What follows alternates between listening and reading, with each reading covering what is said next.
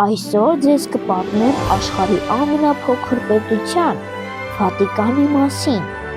Վատիկանը պապական քաղաք-պետություն է։ Իտալիայի մայրաքաղաք Հռոմի արևմտյան մասում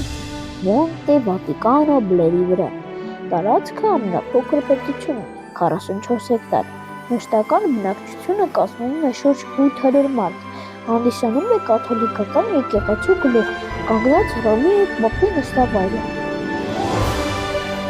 Պետության կարգավիճակը վերջնականորեն հաստատվել է 1929 թվականին հատուկ հրամանով։ Կենտրոնական պապական պալատն է և Հռոմի Սուրբ Պետրոս տաճարը կառուցվել է Սուրբ Պետրոս առաքյալի դամբարանի վրա։